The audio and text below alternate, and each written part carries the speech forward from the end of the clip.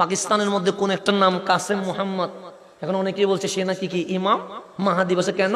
আল্লাহ রসুল বলছেন মাহাদির কপাল বড় হবে, আল্লাহ রসুল বলছেন বুড়ুগুলো মিল হবে, সুতরাং তার চক্ষুদয় সুন্দর হবে, নাকটা উঁচু হবে, এমন একটা তিল থাকবে যেটা দিয়ে নূর বের হবে। এখন ওই পাকিস্তানের কাসেম যিনি কপালও বড়, নাকও উঁচু, বুড়ো মিল আছে, নামও মিল নবীর নামে। এখন অনেকেই বলছেন উনি ইমাম মাহাদি, কিন্তু উনি ইমাম মাহাদি নয়। কেন?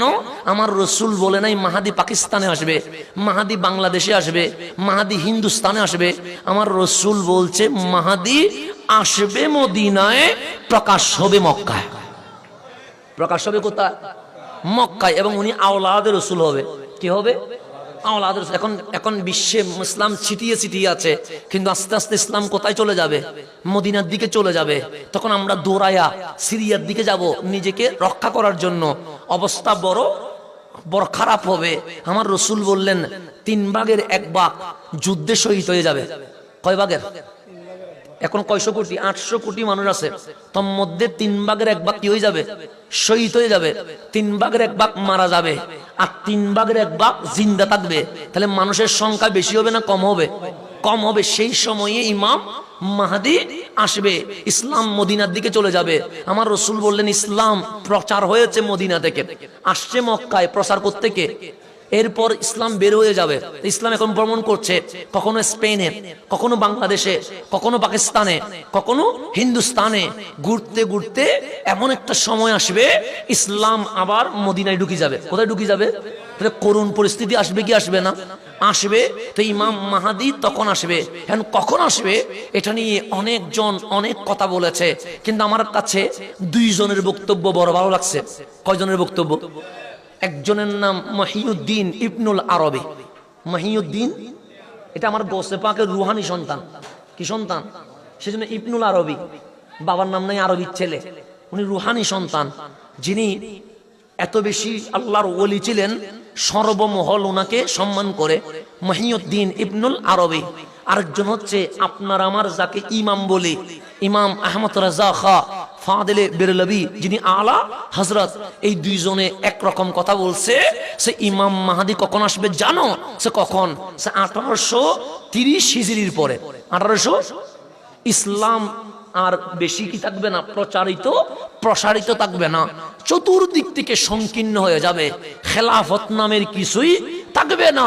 ঠিক 1830-এর পর থেকে বিপদ তো শুরু হয়ে গেছে, চতুর্দিকে মায়ের শুরু হয়েছে, কিন্তু এই মায়ের বন্ধ হবে না। এই মায়ের দিনের পর দিন কি হবে?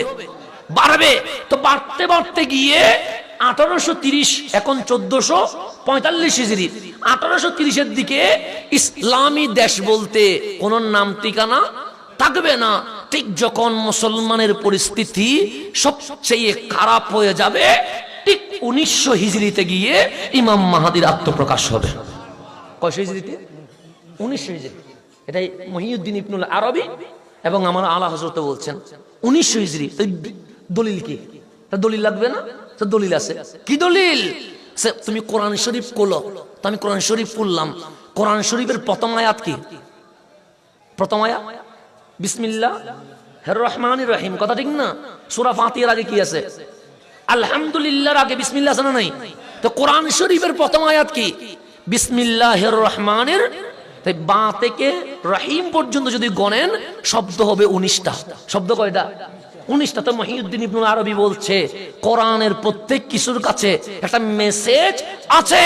তো বিসমিল্লাহর মধ্যে 19 শব্দ, মানে 1900 বছর পরে গিয়ে 1900 হিজরিতে গিয়ে ইমাম মাহাদির জুহুর হয়ে যাবে। আল্লাহ বিসমিল্লাহর মাধ্যমে মেসেজ দিয়ে দিয়েছেন। এটা মানে এটা উলামায়ে কেরাম লিখেছেন। এখন এটা মানতেও পারেন, নাও মানতে পারেন, কিন্তু ইমাম মাহাদি আসবে এটা মানতে হবে। কত সালে আসবে এটা দরকার নাই।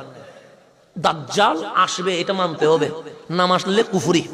ইমাম মাহাদি আসবে এটা মানতে হবে, না মানলে কুফরি। এটা আহলে সুন্নাত ওয়াল জামাত, এটা আকীদা। তাহলে ইমাম মাহাদির প্রকাশ হবে কি হবে না?